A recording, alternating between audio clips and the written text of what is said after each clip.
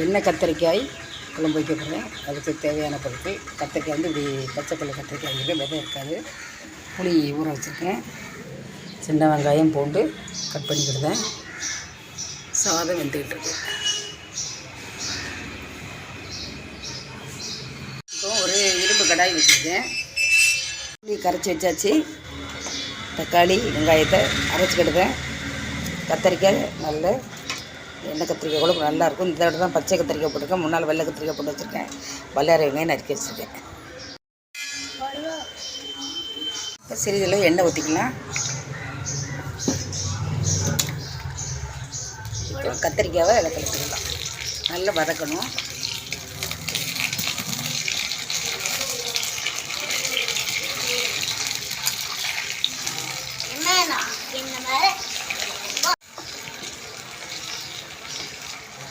எல்லா கத்திரிக்காயும் போட்டாச்சு. நல்லா வதங்கட்டும். வாழைப்பூவை நறுக்கி அரிசி களைஞ்சதையும் கடல் நீரில் போட்டிருக்கேன். 2 உப்பு கலந்து அதில் போட்டிருக்கேன். இப்போ இதை வேக வச்சு எடுத்துக்கிடுதேன். வேக வச்சு எடுத்து நல்லா சிக்கன் புழிஞ்சு எடுத்துடணும். அப்போ தான் தோப்பு தண்ணி இருக்காது. ஆற விட்டு கையினால் புழிஞ்சு எடுத்து வச்சுருக்கேன். இப்போ வாழைப்பூவுக்கு தேங்காய் சீரகம் அரைச்சிக்கிடுதேன். இதுக்கு வந்து தக்காளி பூண்டு வெங்காயம் மல்லித்தலை இவ்வளோத்தையும் நம்ம அரைச்சி எடுத்துக்கிடணும். சீரகம் அரைச்சி எடுத்துகிட்டேன். அந்த ஜார்லேயே போட்டு இப்போ அதையும் சுற்றி எடுத்துருந்தேன். வேறு ஒரு பிளேட்டுக்கு மாற்றிடுறேன். இதெல்லாம் வதங்கினா போதும். நல்லா வதங்கிட்டு நீங்கள் எந்த கத்திரிக்காய்னாலும் போட்டு வைக்கலாம். நான் இன்றைக்கி இந்த க்ரீன் கத்திரிக்காய் போட்டு வச்சுருக்கேன். காயில் கடுகு உளுந்தம்பருப்பு வெந்தயம் காயப்பொடி சிறிதளவு நல்லா பொரியட்டும்.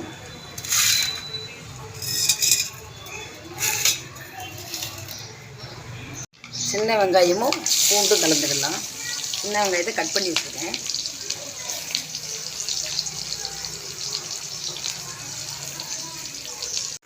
நல்லா வதக்கிக்கலாம். ரொம்ப ப்ரௌன் கலரில் ஆக வேண்டாம். ஓரளவு வதக்கினா போதும்.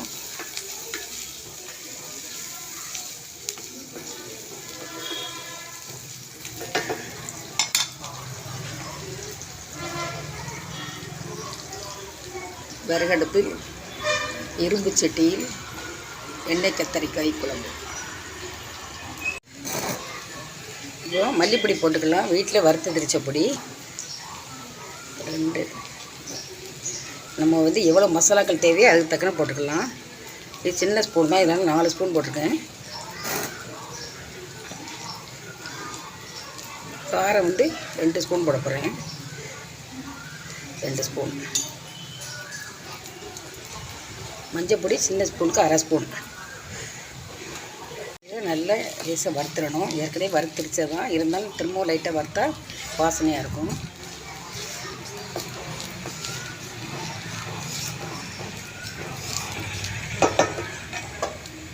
இப்போ அரைச்சி வச்சுருக்க தக்காளி அதில் கலந்துடலாம்.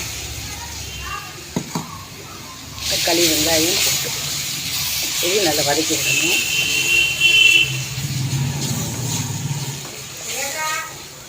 வறுத்துக்கிடலாம்.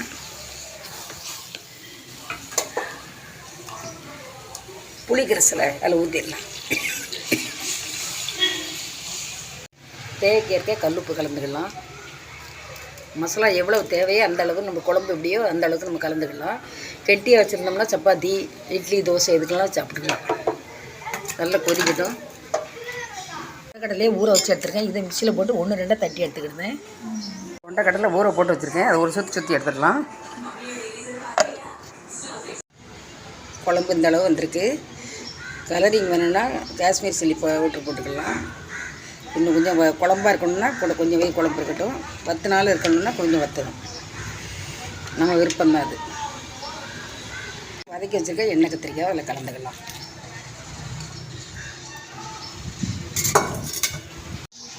நல்லா கொதிக்கட்டும். அப்படியே சிம்மிலேயே போட்டு எடுத்துருந்தேன்னா ஒரு கடாயில் எண்ணெய் ஊற்றிருக்கேன். கடுகு உளுந்தம்பருப்பு சிறிதளவு வெந்தயம் சிறிதளவு காயப்பொடி. கடுகு பொரியவும் கொஞ்சம் சிறுபருப்பு இருக்குல்ல, ஒரு 1.5 ஸ்பூன் இருக்குது, அதை கலந்துக்கலாம்.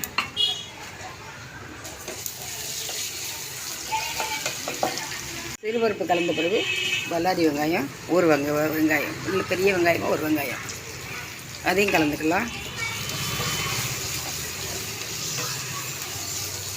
நல்லா வேகட்டும்.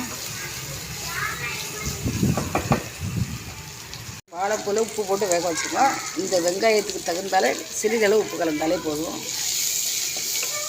கல் உப்பு வந்து ஜாஸ்தி பவர் இருக்கும், அதனால் கம்மியாகவே போடணும். நல்லா வதக்கிவிடும். வதக்கினாலும் வேக வச்ச வாழைப்பூ அதில் 1/4 ஸ்பூன் மஞ்சள் பொடி, காரப்பொடி 1/2 ஸ்பூன் கலந்துருக்கேன். கலந்துக்கலாம்.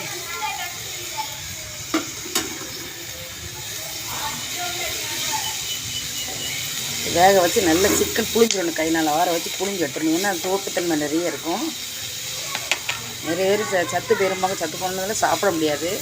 புளிஞ்சு எடுத்துட்டா நம்ம சாப்பிட்றதுக்கு நல்லாயிருக்கும். புளிஞ்சு எடுத்து தனியாக குடிக்கிறதா இருந்தால் குடிச்சிக்கலாம். வேண்டாம், சாப்பாட்டோடு இப்படி வேக வச்சா அது டேஸ்ட் இருக்காது. எப்படி வைக்கும்போது டேஸ்ட் நல்லாயிருக்கும். இதில் கடலைப்பருப்பு, துவரம் பருப்புலாம் போட்டு வேக வச்சு ஒரு வீடியோ போட்டிருக்கேன். 2-3 வீடியோ போட்டிருக்கேன். வளர்த்த உரம் இது வேறு வித்தியாசமாக பண்ணேன். பாசி பருப்பு போட்டு வறுத்து மசாலாலாம் போட்டு வேக வைக்கிறேன். கூட வந்து கொண்டைக்கடலை, முழு கடலை ஊற வச்சதை ஒரு கைப்பிடி எடுத்து அதை 1-2 தட்டி வச்சுருக்கேன். அதையும் கலந்துக்கிடுவோம். தேங்காய் சீரகம் அரைச்சி வச்சுருக்கேன், அதை கலந்துக்கிடுவேன்.